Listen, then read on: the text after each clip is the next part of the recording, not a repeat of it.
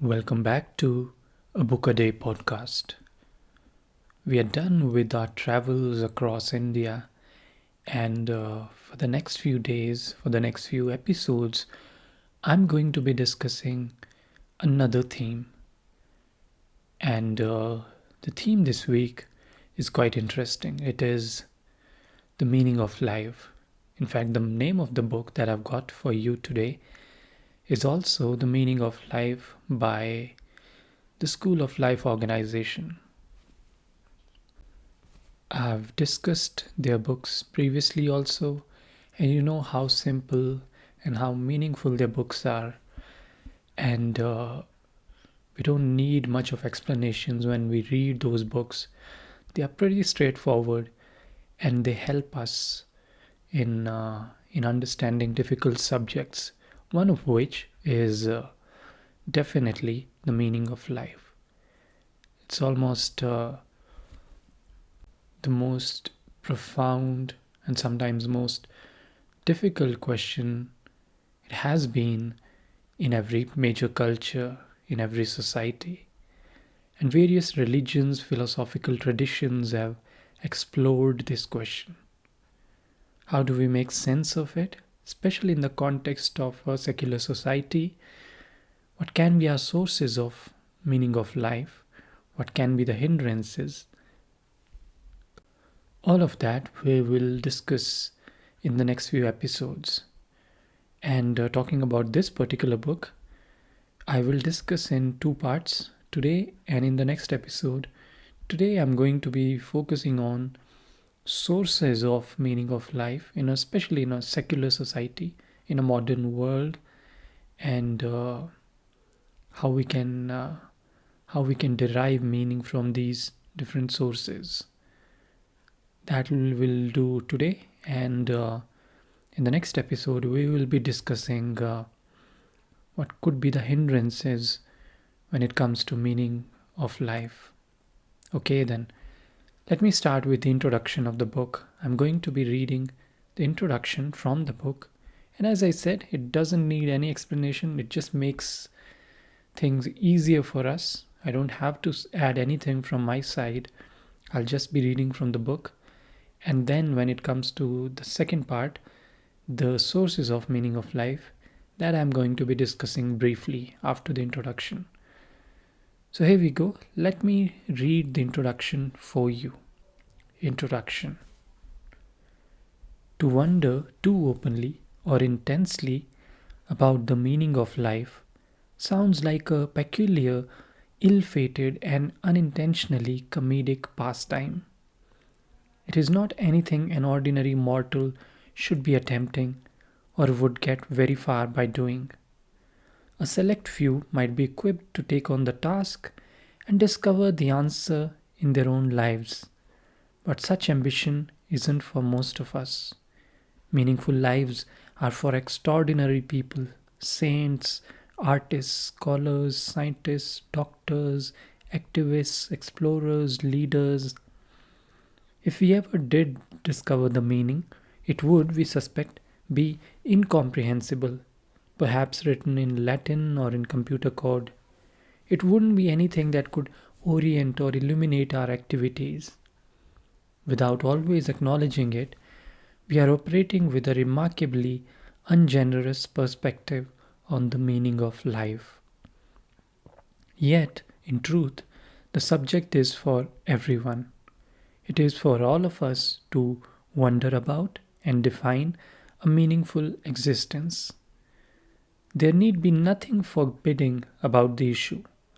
A meaningful life can be simple in structure, personal, usable, attractive, and familiar. This is a guidebook to it. A meaningful life is close to, but at points importantly, different from a happy life. Here are some of its ingredients. First, a meaningful life draws upon and exercises a range of our higher capacities.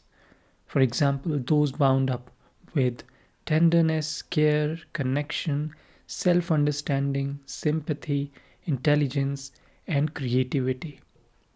Second, A meaningful life aims not so much at day to day contentment as fulfillment. We may be leading a meaningful life and yet often be in a bad mood, just as we may be having frequent superficial fun while living, for the most part, meaninglessly. Third, a meaningful life is bound up with the long term. Projects, relationships, interests, and commitments will build up cumulatively. Meaningful activities leave something behind, even when the emotions that once propelled us into them have passed. 4. Meaningful activities are not necessarily those we do most often. They are those we value most highly and will, from the perspective of our deaths, miss most deeply. 5. The question of what makes life meaningful has to be answered personally, even if our conclusions are marked by no particular idiosyncrasy. Others cannot be relied upon to determine what will be meaningful to us. What we call crises of meaning are generally moments when someone else's perhaps very well intentioned interpretation of what might be meaningful to us runs up against a growing realization of our divergent tastes and interests. And 6, we have to work out by a process of experience and introspection what counts as meaningful in our eyes. Pleasure may manifest itself immediately, but our taste in meaning may be more elusive. We can be relatively far into our lives before we securely identify what imbues them with meaning. This book considers a range of options to discover where meaning might lie for us. It is anchored around a discussion of 8 centrally meaningful activities: love, family, work, friendship, culture, politics, nature, and philosophy. Most are well known. The point here is not to identify entirely new sources of meaning so much as to try to evoke and explain some familiar choices. The options should provide orientation, enabling us to find our own preferences or, when we dissent, to design alternatives. Along the way, we hope to underscore that our lives are more meaningful and certainly more capable of meaning than we might initially suppose. Increasing the amount of meaning in our lives doesn't have to involve any radical outward moves. Our lives almost already have some hugely meaningful aspects to them, but we may not be correctly valuing, understanding, or appreciating these. It is time to turn the pursuit of a meaningful life from a comically complex impossibility to something we can all comprehend, aim for, and succeed at.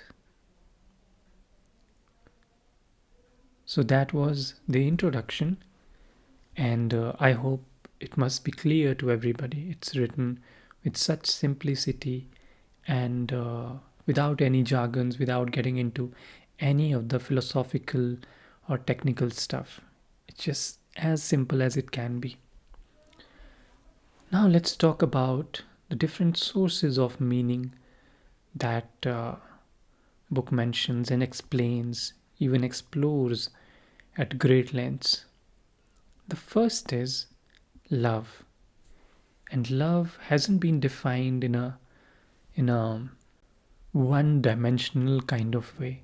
In fact, it has been mentioned that it is constituted of multiple elements, and through those elements, we experience love. And one of them, for example, is care. The book says that one way to get a sense of why love should be so often be considered close to the meaning of life is to look at the challenges of loneliness. Frequently, we leave the topic of loneliness unmentioned.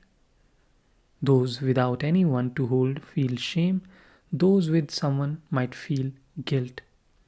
But the pains of loneliness are an unembarrassing and universal possibility. We should not feel lonely about being lonely. Unwittingly, loneliness gives us the most eloquent insights into why love matters so much. There are few greater experts on the importance of love than those who are bereft of anyone to love. So, when when we are alone, that's when we realize the true worth of love. And that's when we feel that we need somebody's care. And that is just one of the constituents of love. In the presence of a lover, often we feel cared. We start to feel as if we exist. A lot of times, when it comes to love, things are not as rational as we think otherwise. And that's what love often does. It makes life simpler.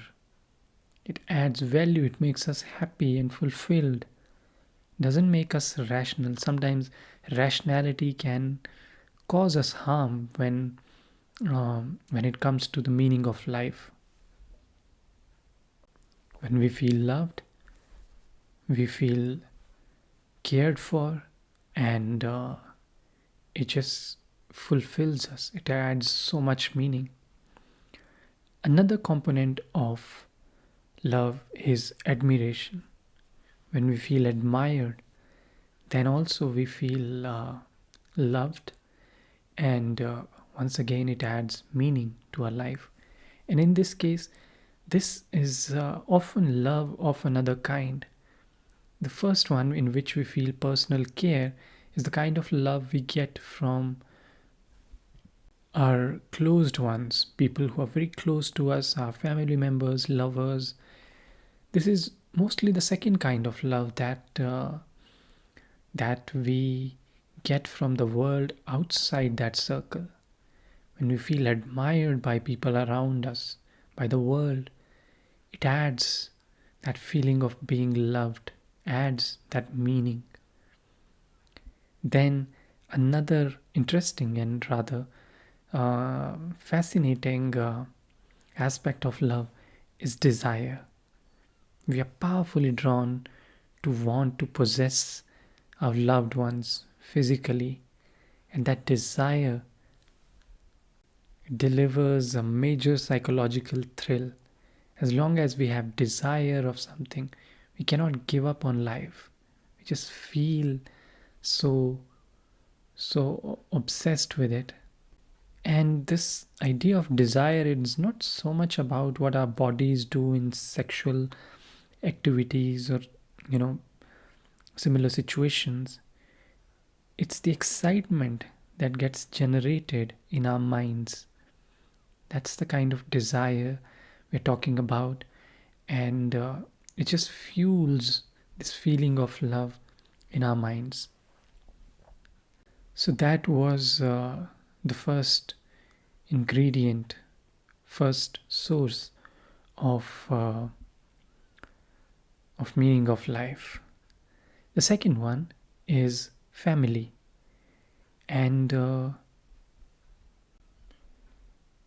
they they're just so helpful in giving identity, giving anchor and rootedness to our identity, that we often ignore this fact. And one of the interesting terms that the book uses is emotional nepotism. It says that one of the things that makes families so important and so meaningful is that they are centers of unashamed nepotism. We are used to thinking negatively of nepotism. We are taught that a good society is one in which people rise and fall according to their own merits or flaws and do not gain unfair favor from their families. But in a crucial emotional sense, at least, most of us don't actually believe this. We are all, more or less, emotional nepotists. And it's true, we crave for meritocratic societies in the public life, but nepotism in emotional life, in the emotional sense, has so much value. Just think about it. You don't want people to love you based on your merits. You don't want people to appreciate you based on how many good things you do or based on how many good qualities you have. You just want to be accepted, at least by some people. You want their support. And that's what happens in a family setting. They just support you regardless. It doesn't matter whether you have great qualities, whether you have accomplished or not. It's just it's just that in family you care for each other, you love each other, and that, as I said earlier, gives so much rootedness to your identity. The second thing is knowledge within this family setting, because our family members are probably the only people in the world who ever deeply understand key parts of us. We think that a lot of people outside our families know us, understand us, and that's sometimes true. But to know us from the beginning, where we come from, our idiosyncrasies, our smallest flaws, um, all that knowledge is not always accessible to the rest of the world. And it really helps when we have our family members who know us inside out. Then it really helps us seeing the mirror and be able to grow, being able to acquire great qualities, be patient and generous. Those things can only happen when we have people around us who know us very well. And this kind of provides this safe strangeness, that we feel safe, and even though we might be at a distance from some of our family members, we feel safe in that setting. And then another aspect that gets added to the meaning of life in the family setting is parenthood. When you're able to create a life form by yourself, even though you haven't done anything else in life, you just feel so much valuable. You feel the meaning that you exist and you matter. So that again is another stepping stone in acquiring meaning of life, when within the family settings you do all these things. Then the third source of meaning of life is work. And I think it has become clearer and clearer in the modern world. Here's a quote from the book. It says, "The goal of professional life is to do work that is deeply in line with our real selves and is not merely about earning our way. That, although it may sometimes be hard and filled with frustrations, answers to the distinctive movements and characters of our own souls. Work that, as we put it, feels properly authentic." That's really should be a priority. Having that authentic, having that kind of work which feels authentic to us. What happens when we do authentic kind of work is we are bringing our identity to the outside world through our efforts, through our work. And that activity itself, that act of giving something to the world, giving that authentic self to the world, feels so much meaningful. And a work, no doubt, that's what we aspire, that it should be meaningful. And what do we mean by meaningful? A lot of times we think, and economics tells us that we are selfish creatures, but we are not. We want to have meaningful work, and meaningful work is where we help others improve. Of course, we want to improve our lives, but we also want to improve other people's lives. We want to give back to the society. And when we do that kind of work, when we find those kind of activities, it gives so much meaning. The same goes for teamwork. When we work with different kind of people, different groups of people, people who are different from us, people who whom we might not interact too much with outside our work, we work with them, and that itself, this process of cooperating, creating order, having creativity, all this creates meaning for us. So that was third source of meaning of life. The fourth one is friendship. Friendship, it has been for as long as human beings have been around, it's important center of meaning. And it's unfortunate that hasn't hasn't been that common a phenomena in the modern world, where we have grown more and more individualistic and friendships have become less common. But indeed it is uh, an important factor when it comes to determining the meaning of our life. Friendship combines a lot of things that we otherwise get from, let's say, lovers, family, people who we work with, our colleagues. Uh, it's a combination of all of those things. We get to share activities with our friends, we get to learn a lot of things about ourselves through our friends, we get to trust our friends and create a long term relationship with them, create a meaningful relationship with them. And through that, once again, this human connection, we find meaning. And once again, it's not very rational always. No matter what you're doing, you're just hanging out, you're just gossiping, whatever you're doing, it doesn't have to be rational all the time, but it just adds that meaning in your life. The fifth source of meaning of life is culture. One of the most meaningful activities we ever engage is the creation of a home. And home, in the sense, is not just about building a house, but when we build a house, we create an atmosphere where we want to live in. It's not necessarily about the physical things that are in there. We want to create a culture along with it. And that naturally happens. The kind of objects we buy, the kind of activities we get engaged in our homes, that itself creates a larger culture. So it's important that we focus on building a home so that that keeps us rooted, gives us meaning, and of course keep us safe, but at the same time help us grow. And then, of course, there are so many components of a culture. There is music, there is books, there is even the fashion that is there, the things that you wear. All of that is part of the culture.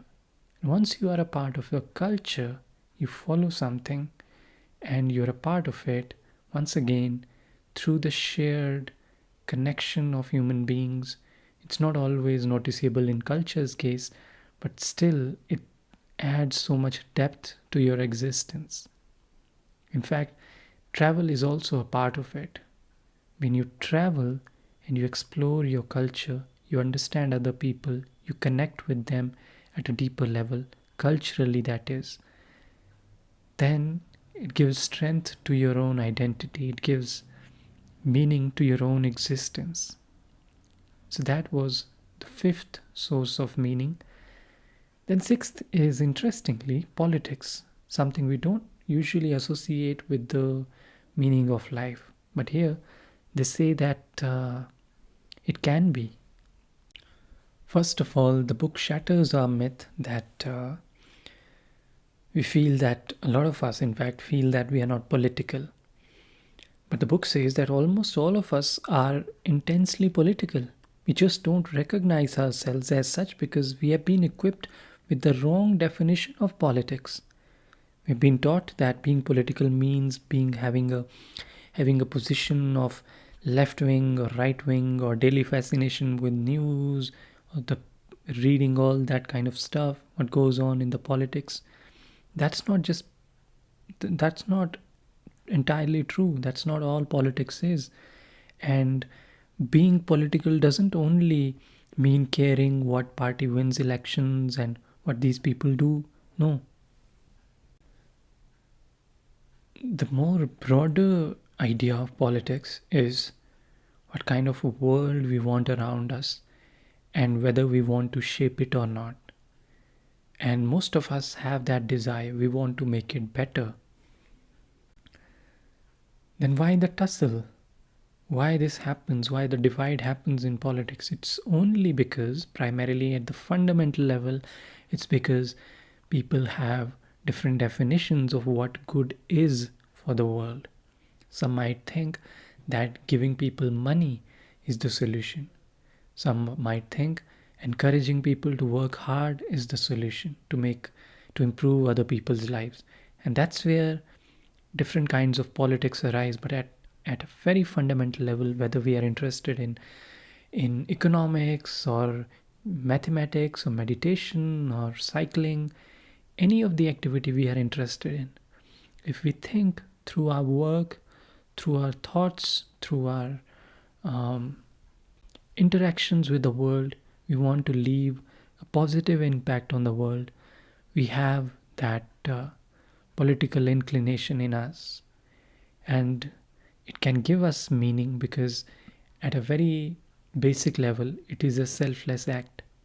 We forget about ourselves for a moment and start to wonder about the world, outside world. And when we do that, it gives us so much satisfaction, so much fulfillment, adds to the meaning of life.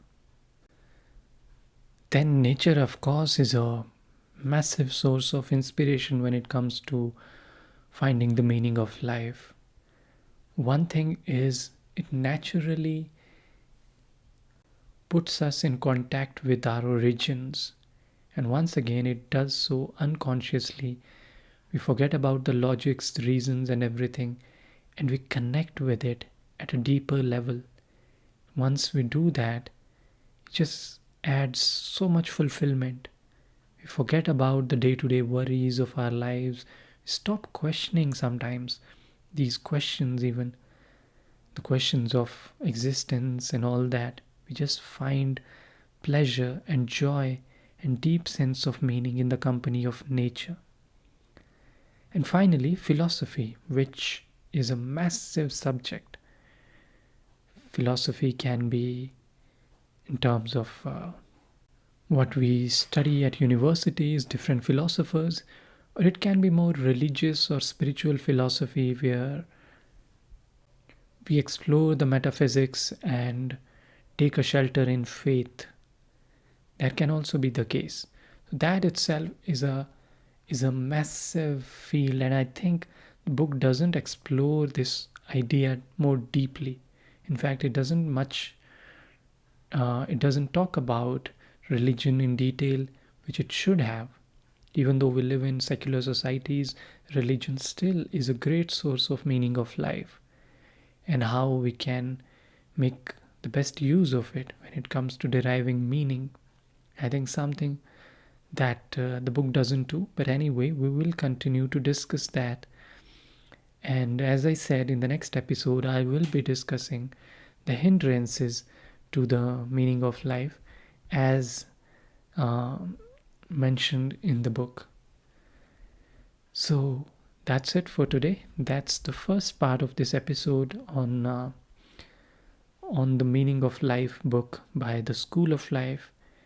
And I hope you got some valuable inputs here on how to find the meaning of life, how we can have all these different sources of meaning of life, and all of them can benefit us in one way or the other.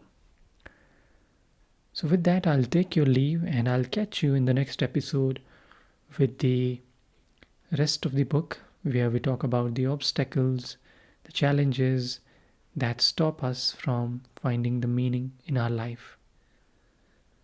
Thank you very much for listening. I will catch you the next time. Thank you.